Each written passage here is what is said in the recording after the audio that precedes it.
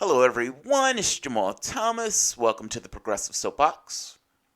I hope everyone is doing okay this afternoon. Let me check my mic. Um, let's see. Yeah, it took me a little bit. I had to do a little research this morning. Um, and I have a few shows that I want to do today. So it took me a little bit longer this morning to get started.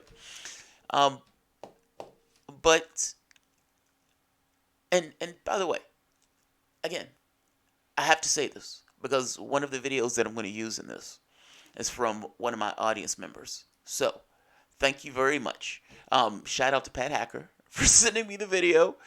Um, because there was something that was connected in my mind this morning that I tried to explain to my wife as her eyes started to water and she started to walk away, which led to an argument of you're a bright person, stop acting like you're Forrest Gump and don't want to hear about this, in which case this excited utterance of I just need time to think it through. It's like, oh God. It's like, all right, go away. I'm doing work. Nevertheless, I have you. And you will be a captive audience because you will be here for as long as you want to be here. Now, I have a basic argument to make. I'm going to use Thomas Frank. I'm going to use Bernie Sanders. I'm going to use Hillary Clinton herself to make this argument. Um, Thank you. Thank you, Tim Flowbuck. Great job on Fault Lines. Thank you. I saw that on the corner of my eye. It threw me off. Yeah, I'm going to use them to make this argument. So my basic argument is this. Democrats ate themselves. They are the snake that ate themselves and took the left along with it. They took the left with them. And we see this from the standpoint of immigration. So the party has this tendency to break people up into groups. And it's this process of breaking people up into groups in the way where they've completely miscalculated. They've utterly miscalculated. This belief that, look, it boils down to this. I think morality is an emergent quality. If morality is an emergent quality, then it's not something that people just have willy-nilly. And it's certainly not something that people show in dire situations. If you were in a war zone, while you were in that war zone, would you give up your food for somebody else if you had a starving kid? The answer is no. Would you be willing to steal somebody else's food knowing that they were going to starve to death if you had a kid to feed? Maybe. Let's bring that up to more recent times. Let's say you're a used car salesman.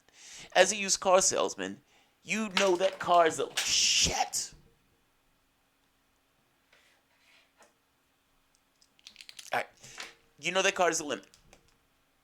Do you sell the lemon to this couple that walked in if you had a kid to feed? And I think maybe not everybody. Some people would allow their kid to die hungry. But most people will sell that lemon in a heartbeat. They will go to bed feeling bad about it, but they will sell that lemon. I'm making the point that morality in this case is somewhat emergent. It's not something that people have in spades. That's the first point. The second point, I want to parlay that into the argument and the conversation about immigration. And making this point that the Democratic Party has allowed two sides of its base to essentially annihilate itself, allowing Trump to be in that office. If you hate Trump, blame Democrats. And there's a very specific reason that I'm making for that, and I think I can show it. I'm going to show Thomas Frank first. The first point I want to make has to do with unions. And not even just unions, labor. Essentially, this element of the economic space that Democrats used to own. I mean, understand why they would own it. The blue-collar billionaire makes no sense. Why on earth would somebody in the Republican Party be able to get the vote of labor when those things are antagonistic to one another? And yet, here we are. The Democratic Party used to own the House of Representatives. They owned the House for like 40 years. Yet, here we are. We're in a new political space. And you have to ask yourself, why are we in that new political space? We're not in that new political space willy-nilly. We're in it because there was something that the party lost. And part of what they lost was this tether from the standpoint of who they are and the way that the party operates to labor and to the middle class. Part of that had to do with this idea of, look, at the end of the day, they're going to vote for us regardless. We're going to get rid of these New Deal politics. And getting rid of these New Deal politics, we are going to be able to take in money from a certain class. And the reason this is going to work is because ultimately labor will have nowhere else to go. And what we've seen is, as labor unions have laid there, dying, bleeding, their heart ripped out, predatory, capitalists paying certain governors or paying people in certain states to attack labor. The Supreme Court, Gersh, paid for by the plutocratic interest that's giving money to the Trump. Labor lays there, bleeding out, multiple stab wounds, chest being eaten alive or heart being eaten alive, while the Democratic Party whistles as it walks by. Labor dying is essentially the graveyard of the Democratic Party. And they've attacked or undermined the structures that allowed them to get in office. Because ultimately, between the two parties, Democrats have a philosophical disposition to represent labor. And when they don't do that, it kills itself. And it kills itself in a weird and odd way. It's somewhat of a contradiction that it creates. And with that contradiction, it tries to balance that contradiction by using this thing of you have nowhere else to go to scare the shit out of people to vote for him. That doesn't work across the spectrum, though, because not all people are created equal with that argument. Let me show you what I mean. This is Thomas Frank. Thomas Frank is going to be very frank here when he explains this. And by the way, just to make it plain, I'm talking about the immigration issue and I'm talking about workers. I'm saying both of those things are interrelated to one another. And both of those things, left the way they've been left, eat each other. Both of these sections should be part of the Democratic base. And yet, you find a situation where they eat each other, but they only eat each other because of the way Democrats have allowed the society essentially to drift to the right. You've created a more harsher, meaner society. Because again, going back to the first point, morality is an emergent quality. Think about the situation where people don't necessarily have their needs met, or people are fighting for their needs. Get my fuck away. I need to get mine. What does that mean for that person dealing with this idea of immigration? And mind you, all of this is just an idea. We don't necessarily have this massive problem of immigration, but since that's the focal point, that's what the argument is on. But what does it mean for those people who are in a society where their wages haven't gone anywhere? Not just wages haven't gone anywhere, saddled with college debt, car debt. Saddled with debt just to make ends meet. What do those people think? And would those people feel some kind of way? Real or imagine, with this thought that people are coming into the country and that the Democratic Party is just trying to open the borders and that these people are going to be taking their jobs. Which, again, real or imagine, is the Republican argument. And by the way, that argument has legs. Doesn't have to be real. It has legs. I've looked at the polling. It has legs. I suspect that part of the reason it has legs is because you've let your society drift into difficulty. Difficulty in a way where they feel like their needs are not necessarily met, or they're struggling to make their needs met, or they're struggling for this job, or they're working, barely making. 95% of the wealth went to the top 1%. Put that shit in perspective. In the last administration, there was supposed to be a Democratic president who was screaming at the top of his lungs about hope and change. 95%. Top 1%. That is an amazing number. I had to keep looking at the number because I couldn't believe it. But it's true. And not just true, Obama kept bragging about jobs. 95% of those were part-time or low wage. What does it do to a society when you're trying to make ends meet to that degree and you realize that all of this wealth is being funneled to the top by the guy who was screaming about a fair economy, was screaming about hope and change? That doesn't look like hope and change to me. That looks like something else. It's like something else. But this is kind of the point I'm making here. One candidate screamed hope and change, didn't deliver. He delivered continuity. the next person who was coming in for the Democratic Party, Hillary Clinton, was essentially saying, look, status quo. Status quo. Well, you have a society out there that don't want status quo. They want it changed. The reason they voted for the last guy was because he said it was going to have open change. And between the person who's saying status quo and I'm going to make America great again, which one you want? And not just which one you want. Break that down from the standpoint of an ideological divide or a demographic divide. Democrats break all of these people up into groups. Fine. Break them up into groups. Hispanic, black, white, gay, lesbian, etc. Your minorities will vote for you en masse because those minorities are terrified. Workers, not necessarily won't. Because again, that's a dynamic in a group in and of itself. And as a group in and of itself, some of those workers are going to be white. And whites don't look at the political dynamic in the way that minorities look at it. I may only have one vote or no vote. They have multiples, meaning they can flip between the candidates because they're not necessarily worried in the same way that those other demographics are worried. You can look at blacks, Hispanics, LGBTQ. You can tell them you have nowhere else to go and those other guys are maniacs. And you're right. In that sense, you can go to Greens, but ultimately from the standpoint of a major political party.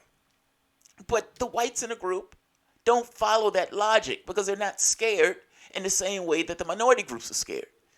You may have them who are scared from the standpoint of, oh my God, Republicans are maniacs from the standpoint of economics. But that's different than I'm going to be materially harmed. And fact is, if you can convince enough of the working class that this guy maybe do something different, then you've lost them. You've lost them. It's not because they're racist. At least not all of them. You're allowing the working class to take a hit. You're not moving the ball, lowering their expenses, enhancing their quality of life. Allows this argument to have legs about invaders coming into the country taking your jobs. Because ultimately, this idea of morality being an emergent quality, you haven't necessarily allowed it to emerge to a sufficient degree that would somehow put a nail in that argument of the Republicans. You've allowed them to make this argument about immigration, and this is a nonsense back and forth, and yet the argument is made nonetheless. And I make the point that that argument has legs more so because you've allowed an amelioration of the working class. That a Democratic president, if listening to its base, if connected to the working class, would have never allowed. Take a look at Thomas Frank. That's a lot of wood to chop. I hope I made my point. But I'm going to let Thomas Frank help me with this, and I'm going to let Sanders help me with this. And I hope you can see the intersection between these things based on the arguments that are being made from the standpoint of Thomas Frank, who's being very frank, Bernie Sanders beating the stuffing out of Hillary Clinton at one of the debates about immigration. The Democratic Party decided decades ago that they did not want to be the party of the working class any longer. They wanted to be the party of a different class, a group that they refer to as the creative class, which is winners in the new economy. That's who they are. That's how they see themselves. That's who they speak to. One of the reasons they did that is because they thought that the working class had nowhere else to go. This is an expression we use in American politics, meaning they can't go over to the other side. Well, guess what happened?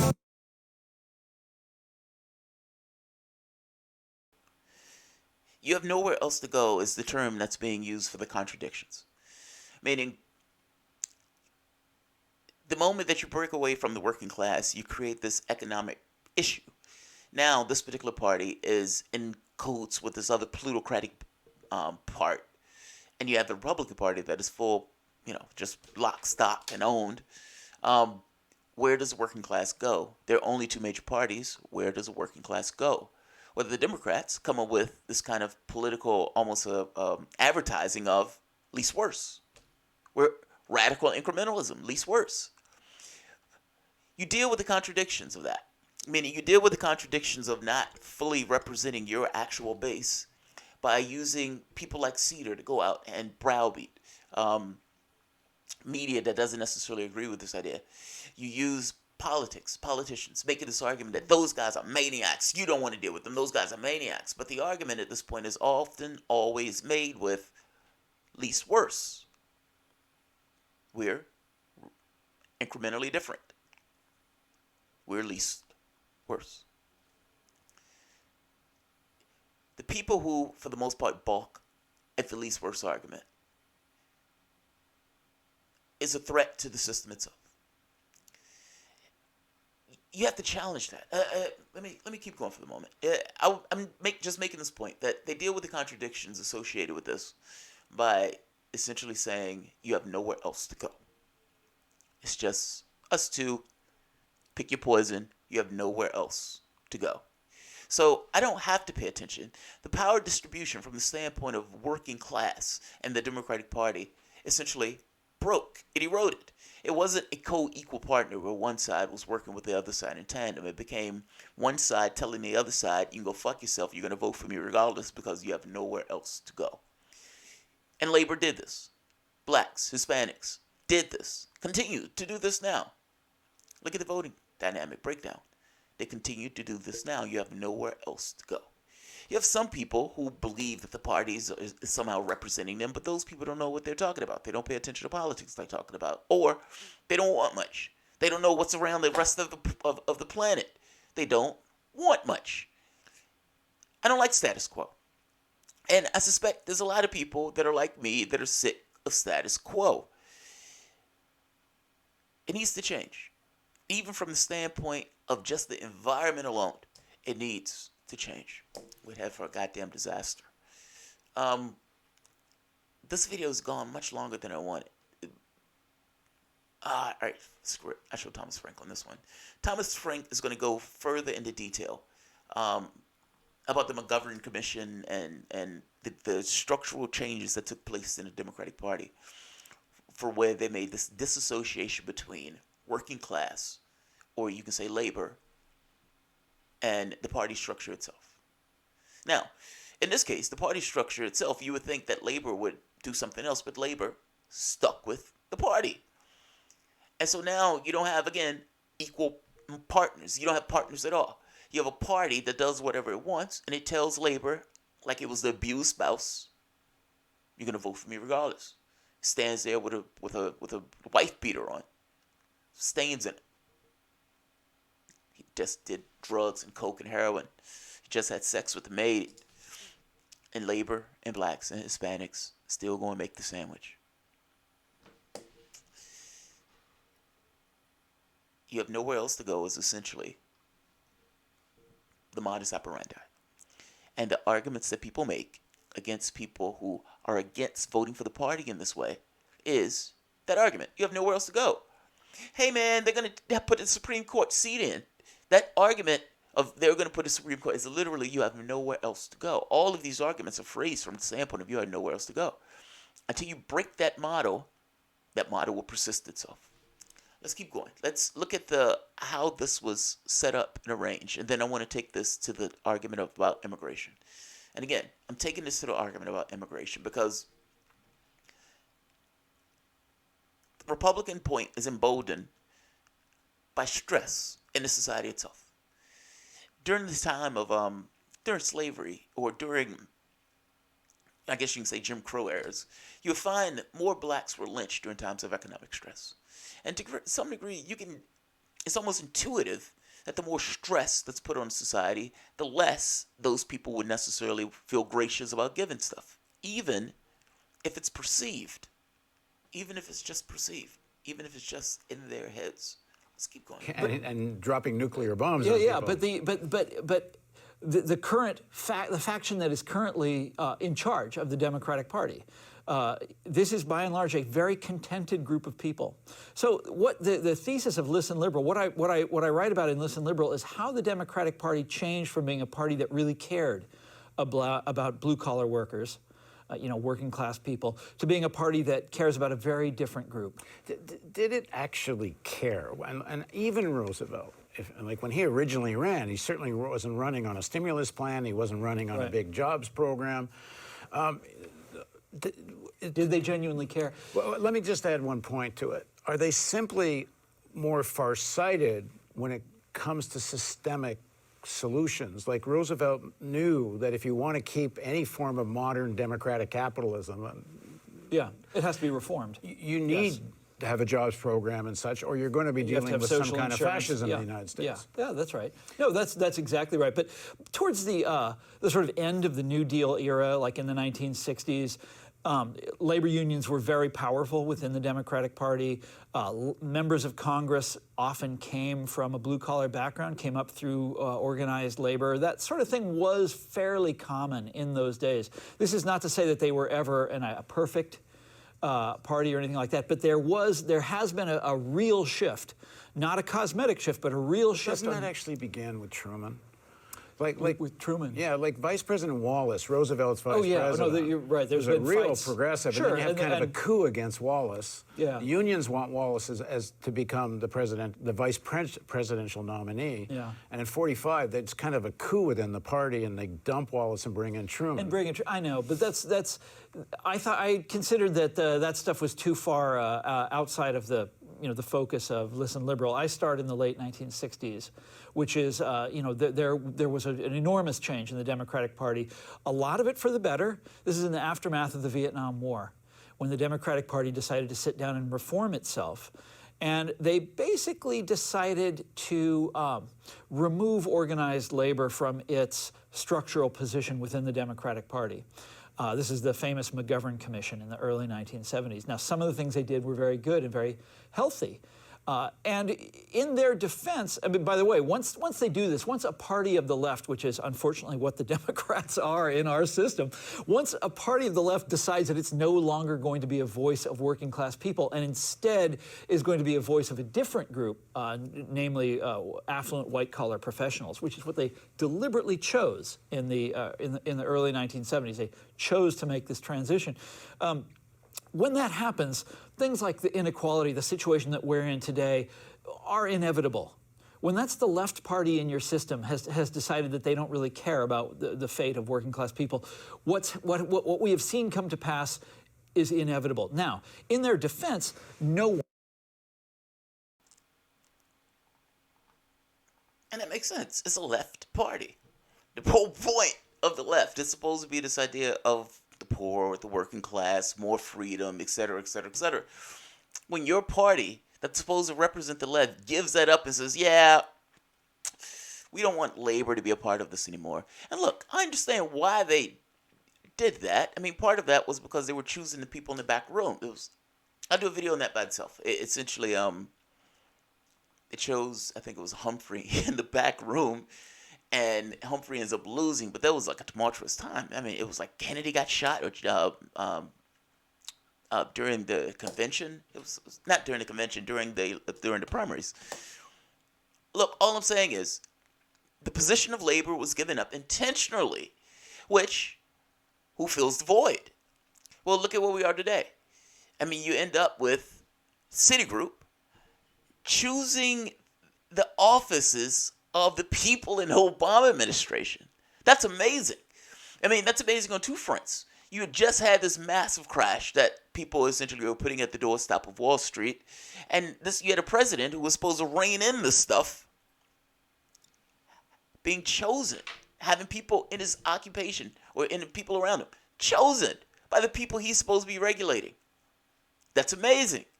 Having a president throw his body on the banks, protecting them. Oh, don't. Do you remember the guy who threw himself in front of Ronald Reagan? This is an old one. This gives my age away. But there's a very famous video where the guy tries to shoot Reagan.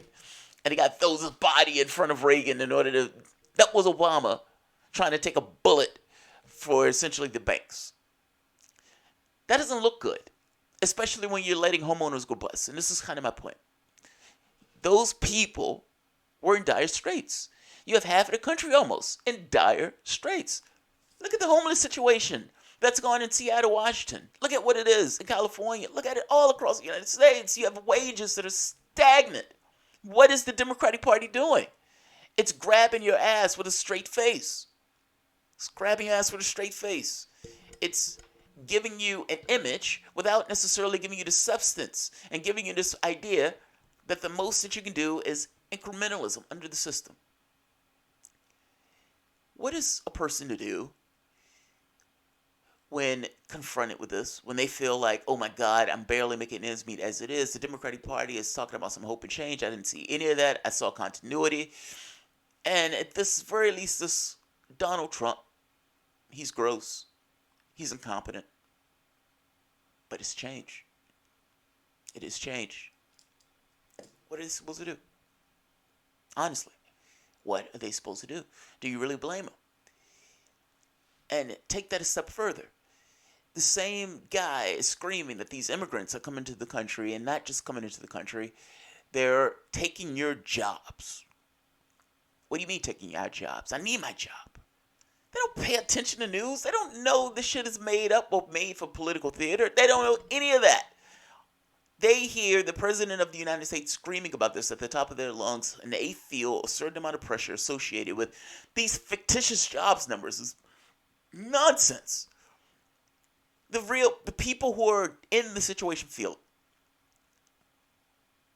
And they hear the secondary thing, they're taking my jobs. Morality in the scenario is not emergent. And if anything, it's this idea of I need mine first. Again, even if it's just the perspective of events, that perspective of events is emboldened by a failure of the left. Or you can say a failure of the Democratic Party. Listen to the debate between Sanders and Clinton. That's just screwed up. Go back up. Go back up. Go back up. All right. Sanders and Clinton. I'm going to let this play out because I like this, and we could have had this man as president, but we don't. We have an orange gorilla. Of anxiety for working class Americans is connected to immigrants. President Obama, as you know, has issued executive actions to permit some 5 million undocumented immigrants who are living now in the United States to come out of the shadows without fear of deportation, get work permits. Would you go further than that? And if so, how specifically would you do it? Should an undocumented family watching this debate tonight, say in Nevada, rest easy, not fear further deportations under a Sanders presidency? The answer is yes. We've got 11 million undocumented people in this country. I've talked to some of the young kids who, with tears rolling down their cheeks, are scared to death that today they may or their parents may be deported. I believe that we have got to pass comprehensive immigration reform, something that I strongly supported. I believe that we have got to move toward a path toward citizenship. I agree with President Obama, who used executive orders to protect families because the Congress, the House, was unable or refused to act. And in fact, I would go further.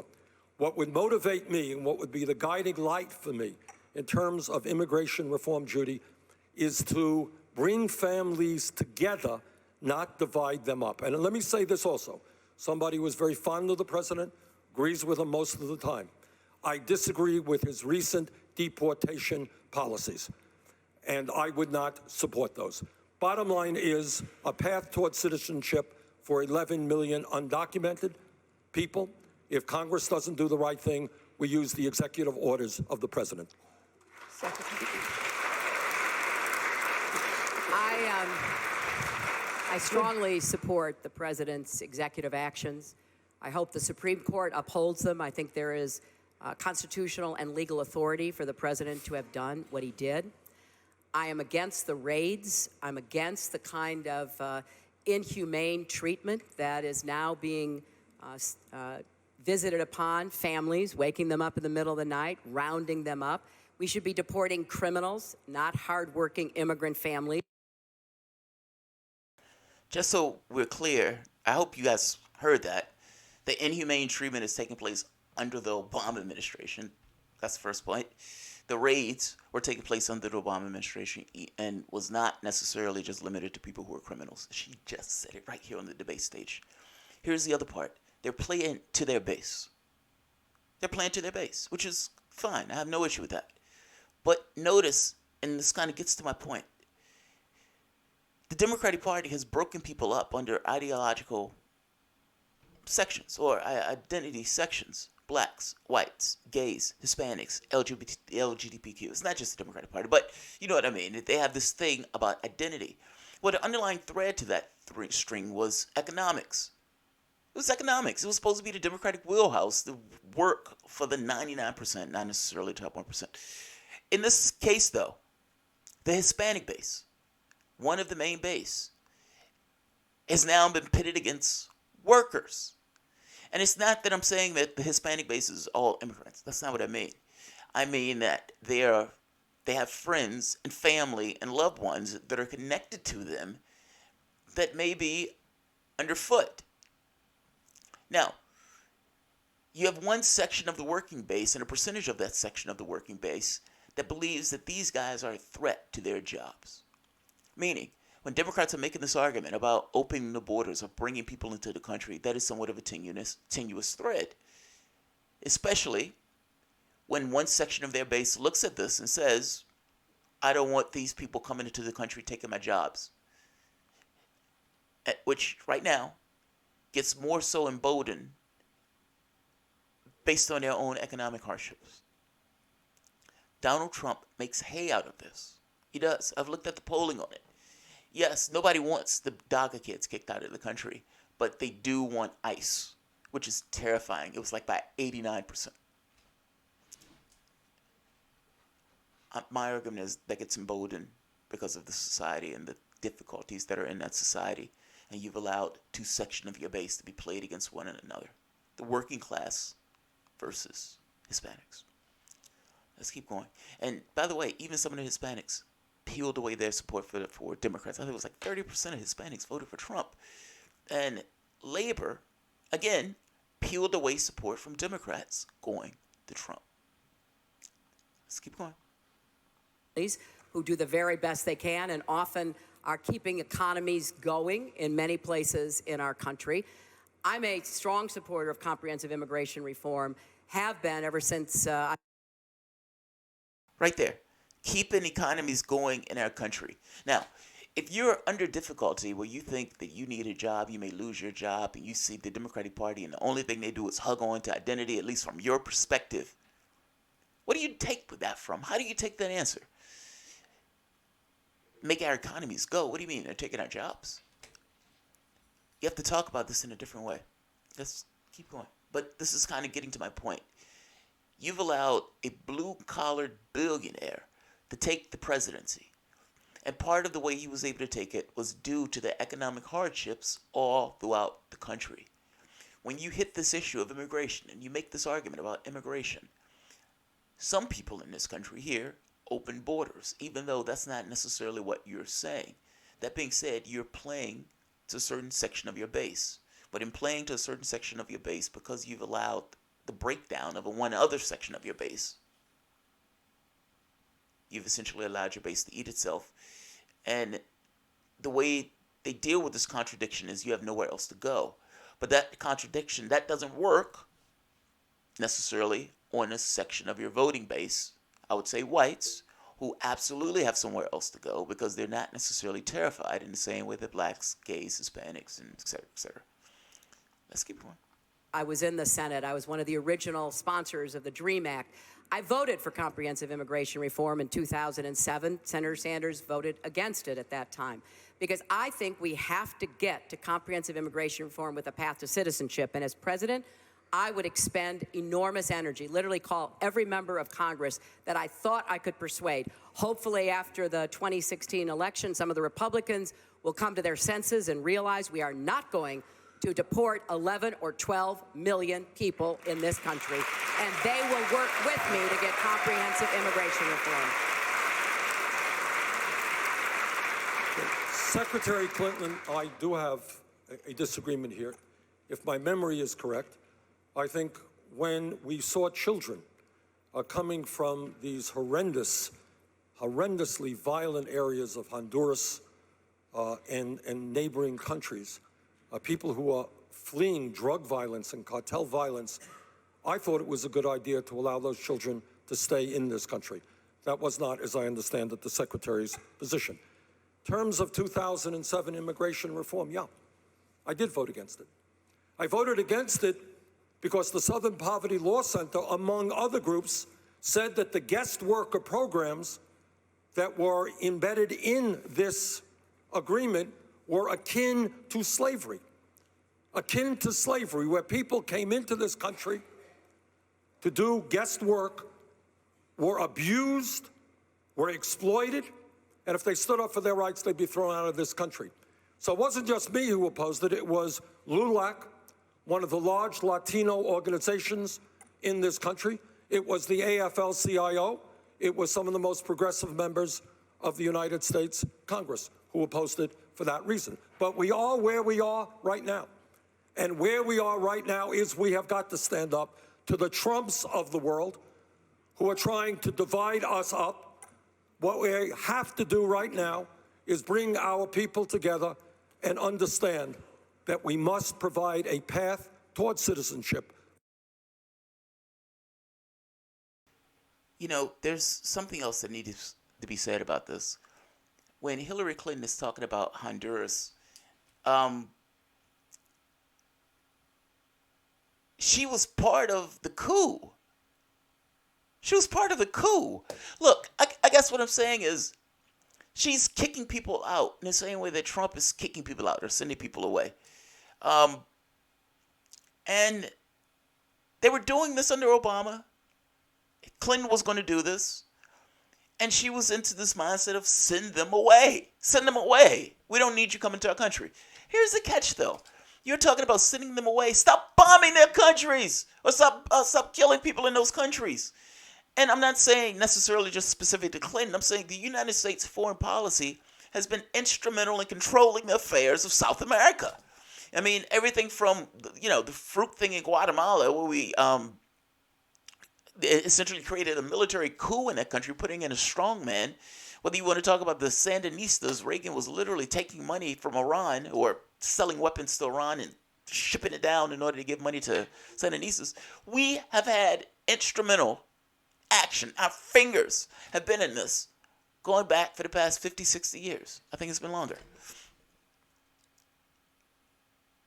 It is somewhat of a joke to attack somebody else's country and then get mad when the refugees flee into your country. It's somewhat of a sick joke. We never talk about it in those terms, but yeah, they're refugees. That's exactly what they are. We've been instrumental in the affairs of these countries. And then we pretend as if, man, those people can never get their country straight. Why are they always sending their people here?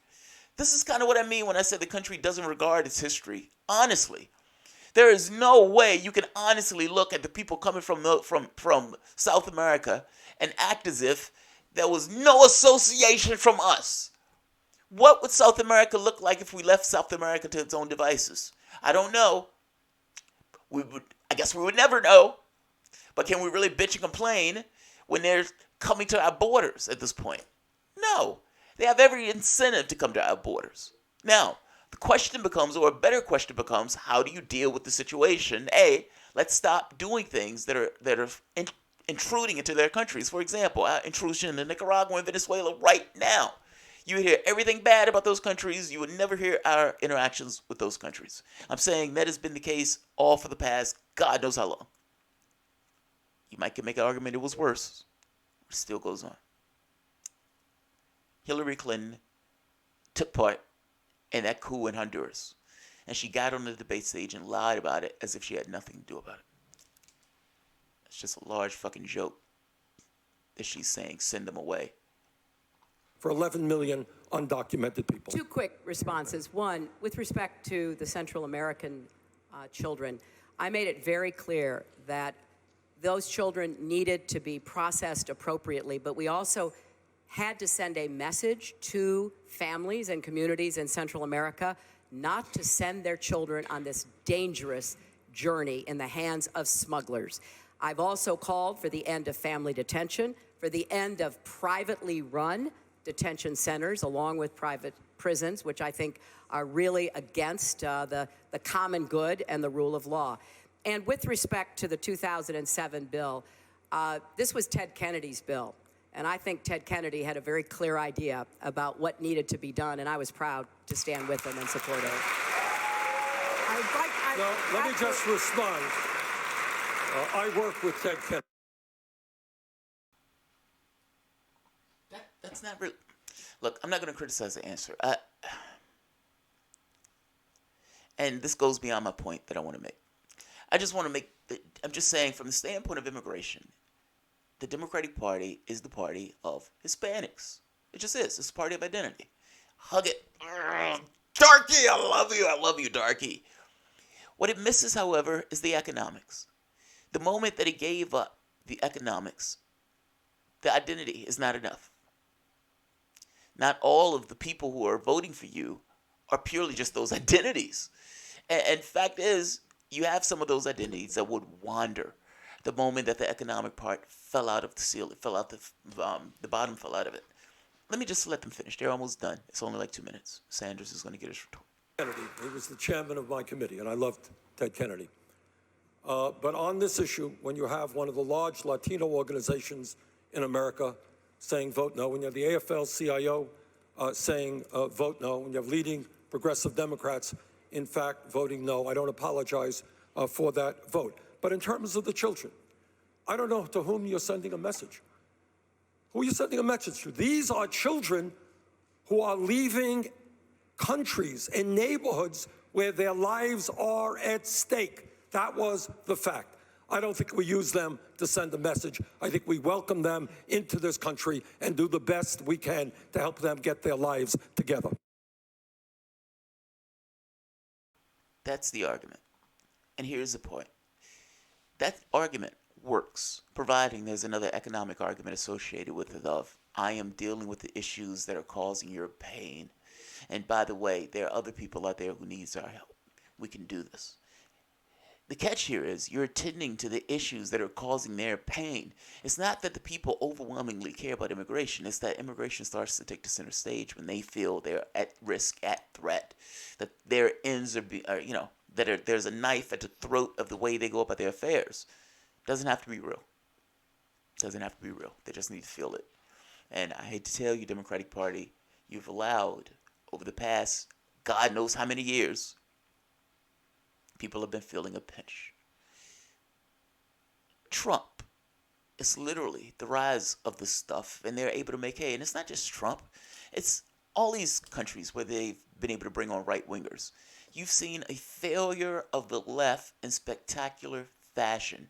And that failure of the left has allowed the rise of the right, not the other way around. Not the right just rose up. No, it was a failure of the left that allowed the left to eat itself to some degree, that allowed Trump to play up issues like this, combining those issues with immigration and work.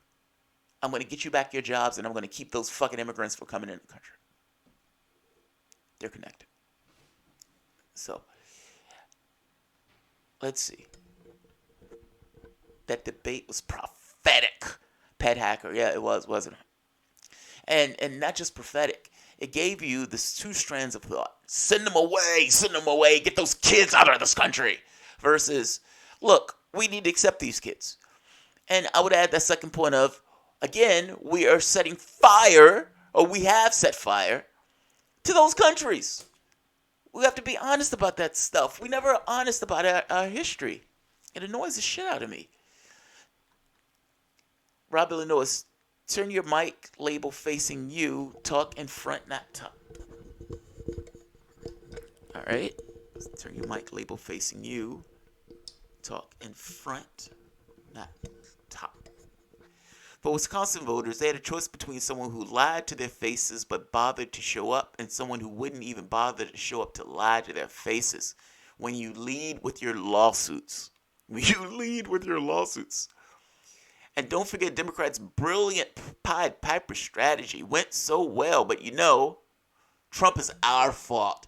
It's Susan Sarandon's fault. It's Jimmy Dore's fault. It's everybody else's fault but our own. It's really hard to blame immigrants for your financial woes when you no longer have financial woes because the minimum wage has been increased to a living wage for the area and you get Medicare for all. This is kind of the point I'm trying to drive home. I don't think people give a shit about the immigration issue if they're okay. If they're able to go to school in a decent way, if they're able to get health care when they need health care, if they're able to make a decent living, I don't think they care about the immigration stuff. You're going to have a section of the population that cares, maybe, but at the point you're holding your coalition together because you're spreading out the riches, and those people know that you full-throatedly represent their interests when you wake up in the morning and you go to bed at night, I think this immigration shit goes away. Democrats have to some degree created this immigration issue through their failures. That's what I'm getting at. Morality is emergent. You can expect people to be more moral from the standpoint of welcoming people into the country when they don't feel like those people are going to take their ends. Part of the reason they feel like the people are going to take their ends because they feel like they have so little ends to begin with. Well, hey, if you give 95% of the wealth to the top 1%, maybe. Joshua Renshaw, there's a bar downtown having a drink after work. There are 3 patrons in the bar, a wealthy banker, a blue-collar worker, and an immigrant worker. A man from the bakery next door burst through the door. Oh no, I've made 100 too many cookies. Would you take them? 100 cookies. 3 men. No way to evenly distribute them. The banker offers a solution. I'm important and I'm born into great wealth, so I deserve 99 cookies.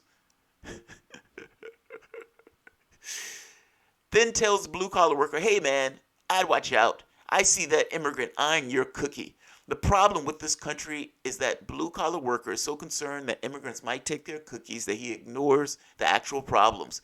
Why in the fuck was the banker entitled to 99 of them in the first place? Yes! Yes! Yes! That's exactly what it is. That's exactly what it is. I keep asking that question because I don't understand the answer of why people think that's okay. Who was the first man? Who was the first man? And who gave that first man anything? This is somewhat of a philosophical point about this idea of wealth distribution. Who gave anybody anything? This world is common heritage. The question becomes, how do you divvy up the spoils? And have we gotten to the point yet where we're grown up and adult enough to realize, hey, maybe Bill Gates shouldn't get $130 billion and somebody else is living on the street. Maybe that's a bad way to spend your wealth. Maybe that's a bad way. The Democratic politicians are not losing. They are all multimillionaires getting richer. I feel you, but I still kind of think they want to win. I think they're just inept. I think they've gotten to the point where they have to serve 2 masters and they can't do it any longer. That this rules of we're least worst while assiduously stroking the ball sack of the plutocratic class, trying to get that sweet nectar out of it so they can run in their next race. I think it's just shown to be what it is. Fucking bought. Either those are members of their class to which they just understand these sorts of people of that class, or they're bought. In either case, fuck them. We need to look out for our best interests, and I don't mean that from the standpoint of race. I mean that from the standpoint of class. You can hate my guts, but I guarantee you, even in hating my guts, you have more in common with me than you do with the plutocratic fuck that you're working for. I can almost guarantee you. And I make that point to say that this class division stuff is more important than this idea of racial division. The guy in bumfuck Louisiana with 2 nickels to rub to his name, white guy, and I have more in common than that white guy has with, let's say, the whoever the governor is of that particular state. I don't remember the governor of that state. Or I'm assuming the governor's white and a multimillionaire. Same thing with me here, with maybe a black politician. I'm making a point that the distinction here that we need to deal with is not one of identity. Identity has been used to divide in many respects. Yes, you fight for it. Don't get me wrong. You don't allow people to be racist. You don't allow that shit to get into law. You stand up for all of the demographics. You do that. But the key distinction here is one of class. You can hate my guts as a race, but I guarantee you still have more in common with me than you do with nearly anybody in the Democratic or the Republican Party. Both parties are the problem. Both parties are the problem. Who those parties represent is the problem. And we need to start having these honest, open mouth, loud, in the mic conversations about issues of class. That's what I'm getting at. Rest in peace, Ed Schultz. The Clinton finally got him. No way. No way. You're fucking with me. You're totally fucking with me.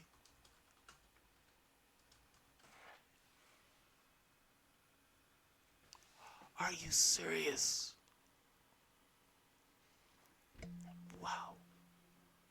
Ed Schultz is dead.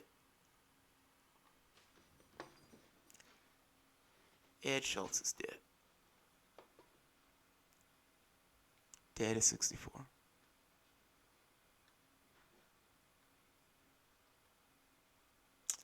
God, capitalism sucks. Look at this shit. Ed Schultz is dead, and all of the shit that they can show are just a bunch of advertisements. Former MSNBC host, progressive radio personality Ed Schultz has died of natural causes. Source says natural causes at 64. The host was known for championing workers' rights and middle class. During Governor Scott Walker's assault on labor unions, Ed Schultz was on the ground with protesters as they campaigned to recall the election. Schultz attacked MSNBC, alleging that they prevented him from being able to cover Bernie Sanders. That's morbid. That's so fucking morbid. God damn it, I liked Ed Schultz. Love is too strong. I wasn't trying to grab his ass. But that does suck. Sir Bike Salat Day. People forget that Corbyn purchases the Labour Party in a fire sale. The DNC needs to be broke before the progressives take over. I keep saying it. They need to burn to the ground. There needs to be change. They either need to die or change. I keep saying it. Order of chaos. Take the conversation to the streets, broadcast to neighborhoods, and have 8-hour conversations with the people. Bashar al-Assad. Why doesn't Ralph Nader just sue Bernie for co-opting his political platform? What do you mean, sue Bernie?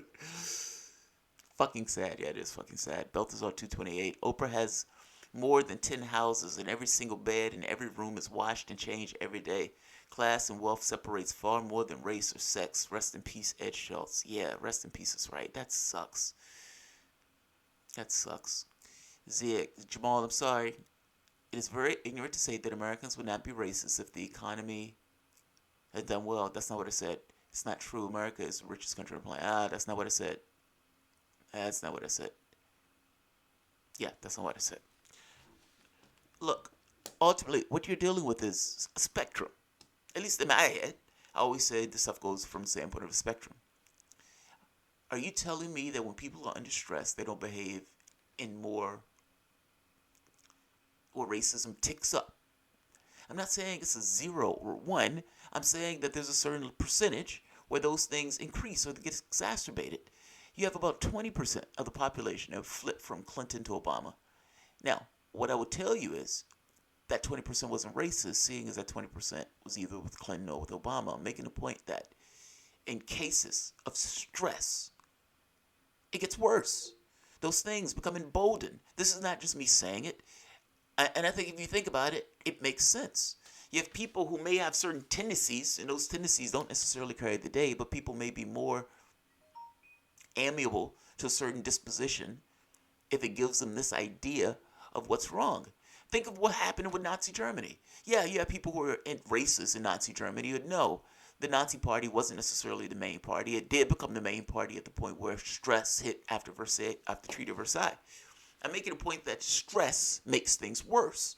Look at ISIS. Look at what's taking place in the Middle East right now. You're talking about American soldiers antagonizing that particular situation, putting them under stress and chaos. There was no terrorists in Iraq before the United States got there. The same thing applies here. Whites aren't any different than any other groups. Yeah. I hold that position. I'm not moving from that position at all. I think that's absolutely true. Again, it's not an absolute. It's not a 0 or 1. There was no racism. Then all of a sudden it was racism because of economic stress. No. I'm saying that the economic stress emboldens that stuff. It makes people more amiable to an explanation of why that's taking place. And that's not just in the United States. That's all across the world. You put people under stress, you get nasty things out of that stress. That's my point. God, man, I can't believe Ed Schultz died. That sucks. That sucks. Progressives need militants for community defense and services like the Black Panthers. We will let America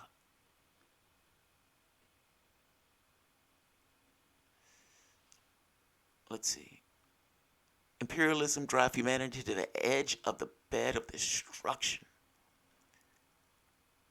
Nova Big Star, no, you're alone on this one, buddy. Jamal, why is there a walk away in the title? I added that. Isn't that the hashtag moving to join GOP by disaffected Democrats? Nah, is it? All right, I'm nixing that shit now then. I thought walk away was just, hey, walk away from that goddamn party. All right, nixed, gone. I didn't know that. Thank you for the heads up. Thank you for the heads up. I didn't know that. I did not know that. Yeah. Jamal Cole Majority Report at 6:46. Oh! Local called into Sam Cedar show on the live stream. And bring up what? I'm the guy that was trolling the shit out of your other video? That would be hilarious. That would be hilarious. That would be fucking hilarious. What's the argument? Why are you against freedom? Is that the argument? Why are you against freedom? Why are you against freedom, Sam? Why are you against freedom, buddy? You know, it's funny. I always get, I always get apprehensive. Sam has been doing this for, what, like 10 years? He was doing Air America. Argue against one less concentration camp. That is a nasty argument to have to make. That's a nasty argument. I think it would be fun to watch you call in, even if you just have one conversation. Yeah, but I need the conversation. The conversation needs to make sense. When Tim Black called in, Tim Black was all over the place, and Sam Cedar picked him alive. Look, I will tell you this. You may have disagreements with Sam Cedar. He is not the guy just to jump on. I will tell you that. I will say that. He is nowhere near National Socialism. Shawari Kate, I studied the walk away phenomena all day yesterday. If a person is not critical thinking, they would be butt yucked. Ugh. Butt yucked. That's the worst kind of yucked, as far as I'm concerned. We would allow America, KKK imperialism to destroy humanity through climate change. I mean, it's a few things, man. It's climate change. It's even our own economic destruction. You know, part of the reason, or part of the background to the war was this kind of blockade of Japan. I mean, there were certain goods or whatnot, but British Empire essentially kind of blockaded certain things from Japan. Japan was kind of isolated. I mean, a lot of this stuff, it's like the economic background of wars to some degree. It's not like the economics completely makes the war, but it's wild on how what's going on behind the scenes. Michael Brooks loves his new butt plug. That's hilarious.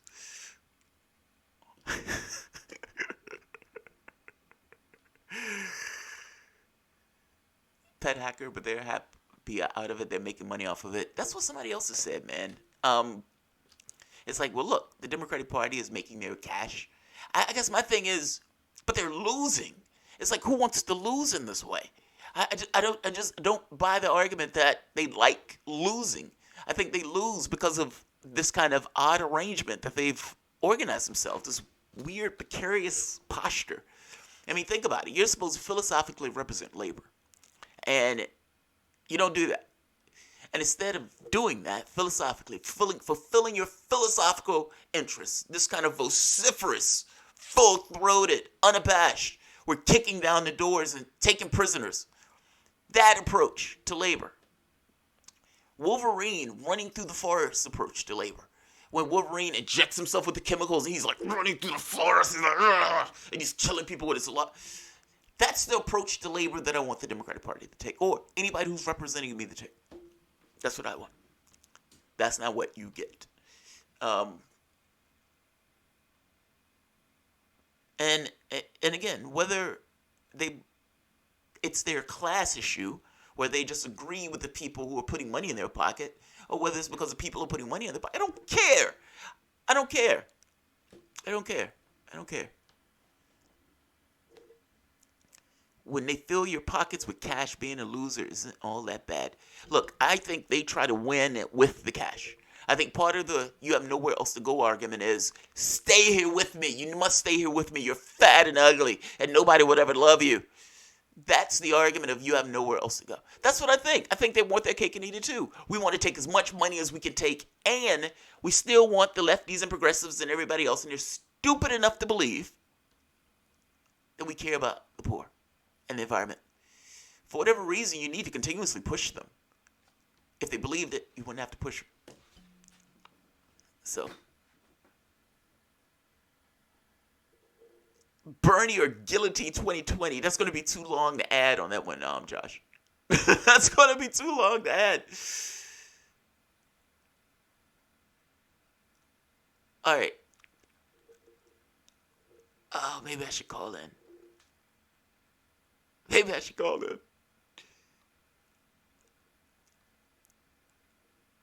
What was the number? Where's the number?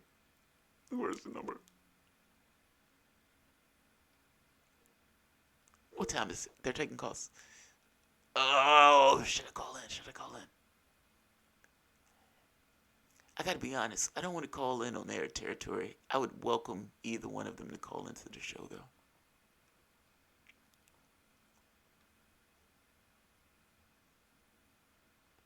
Press 1 if you want Jamal to call Cedar.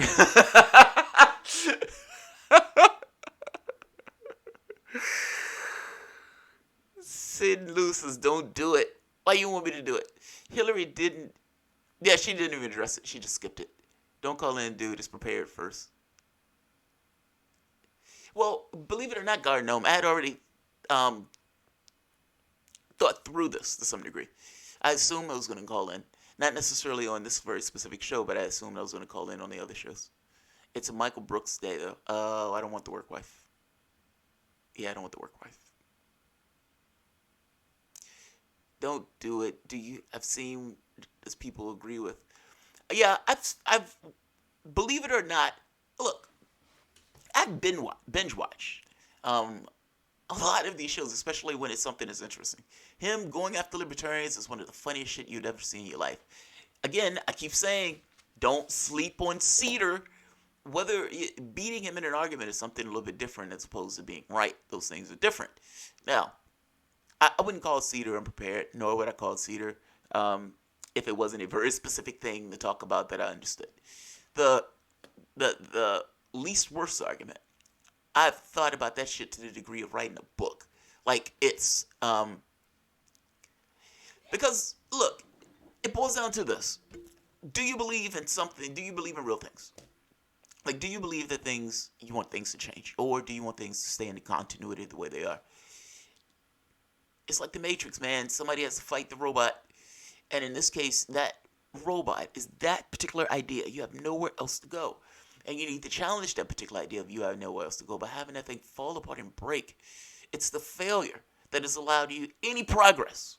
Think about it. Do you honestly believe that these, the Unity Commission and all this other stuff, even if it's just theater, do you honestly believe that this stuff would have taken place? The arguments, the Sanders stuff, the Medicare for all that stuff. Do you believe that any of this stuff would have been put on the books if Clinton won? And not just that, all of these people who are freaking out and pushing and everything else, acting like they're the resistance, they would have just went to sleep.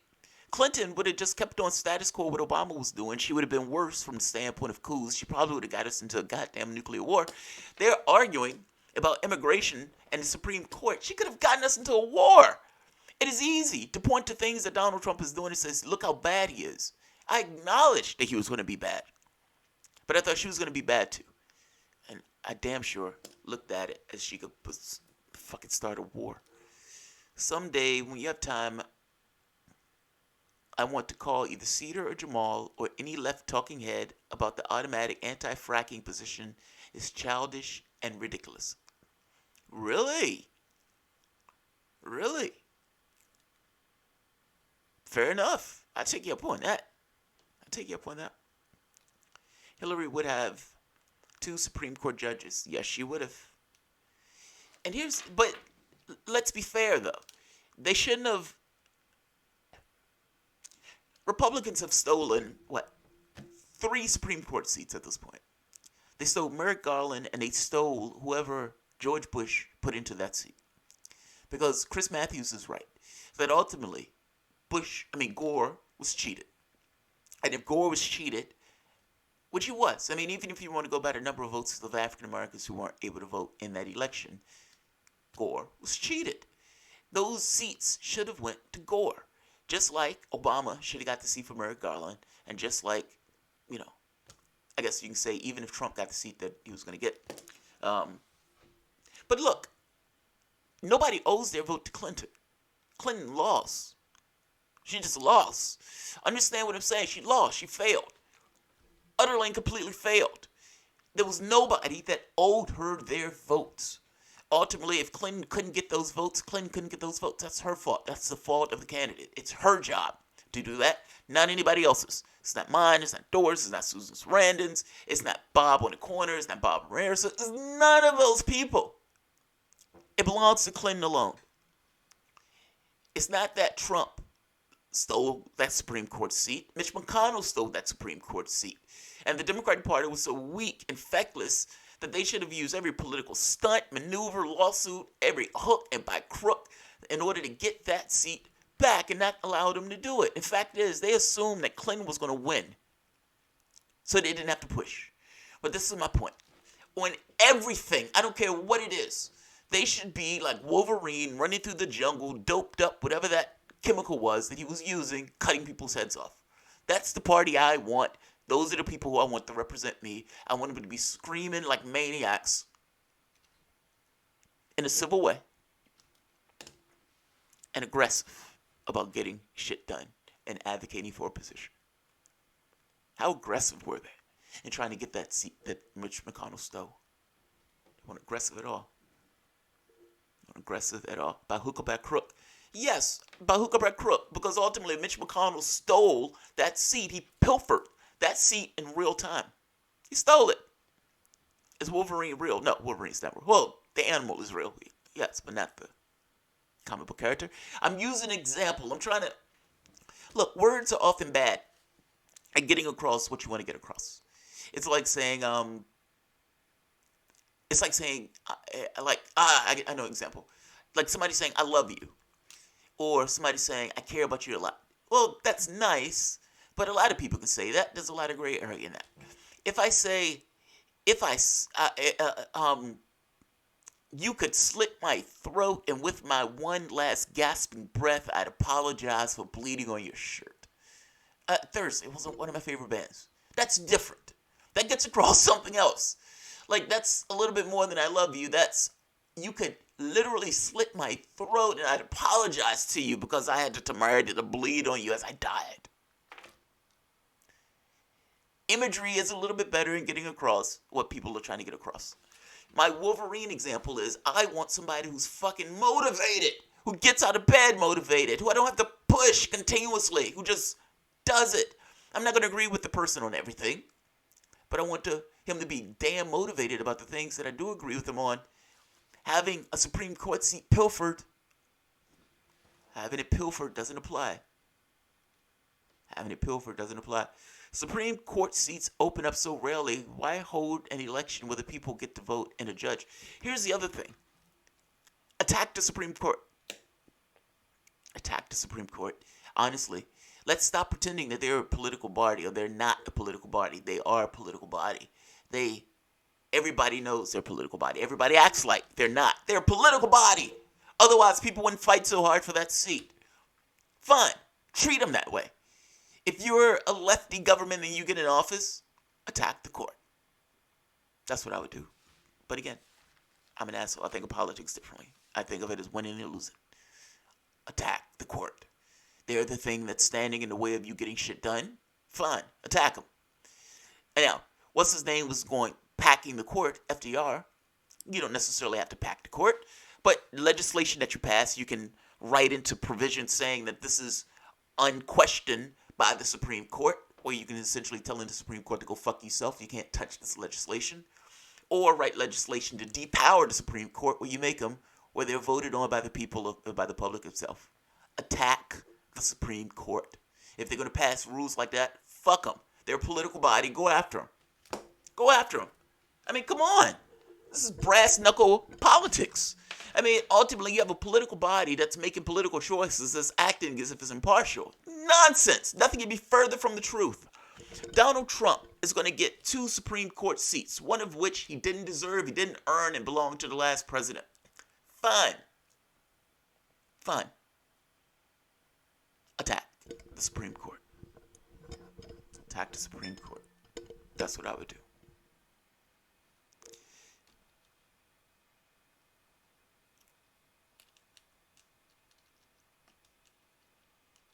We need ICE for what? We don't need ICE. Exactly. Citizens need to have some say in who becomes SCOTUS. Yeah, man. I think you misunderstood. Democrats are paid to lose. It's regarding the elections, not passing progressive policies. You think they're bribed to lose? Oh, so you think they want? Oh, I see. You think they may want to win on a cognitive level, but ultimately the people give them money. They're given money in the way that you can say burnishes their brand, or at the very least create the situations that make losing more applicable. That's what it sounds like. I'm sure everything would be okay, no cops. Yeah, I don't believe that part, man. Let's talk about this from the standpoint of Palestine and Israel. Let's take it to the extreme. The reason why I say that is Israel is on somebody else's land. Full stop. The Palestinians are there and they're being subjugated in an open air ghetto. How do you fix that situation? And do you fix that situation just by opening the gates? You know what I mean? Like, it's one of those things where it's not a direct yes or no. Or think of immigration, where you have all of these refugees who's streaming war zones. Do you just open the gates and let them flood through your society?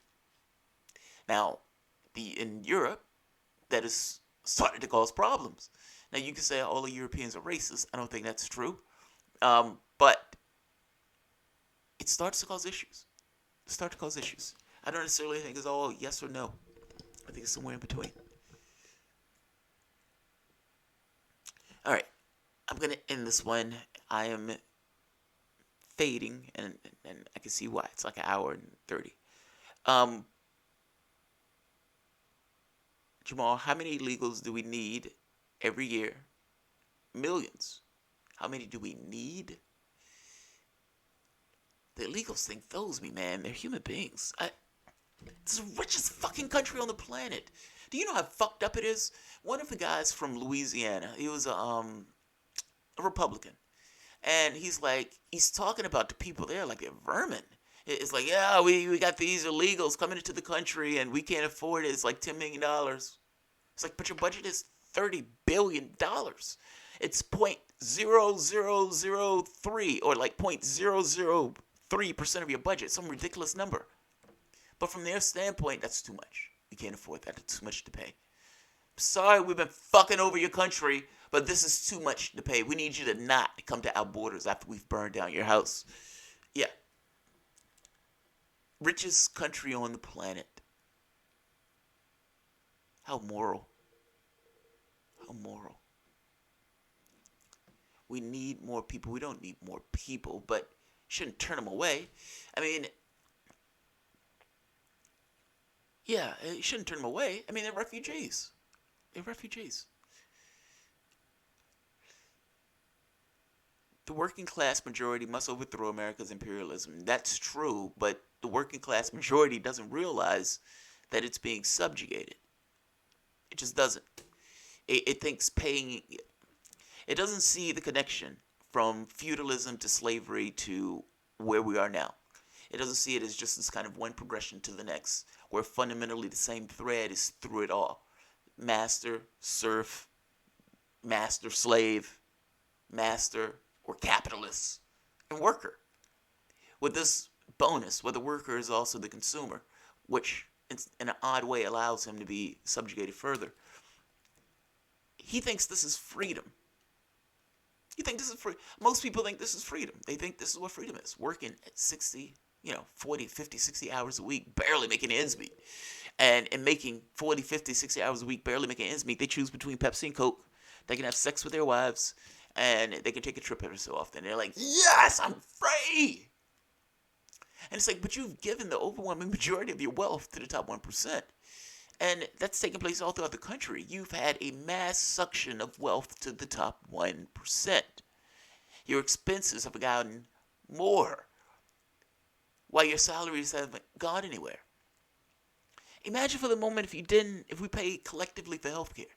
You're cutting the amount that we pay as a collective for healthcare and improving your coverage.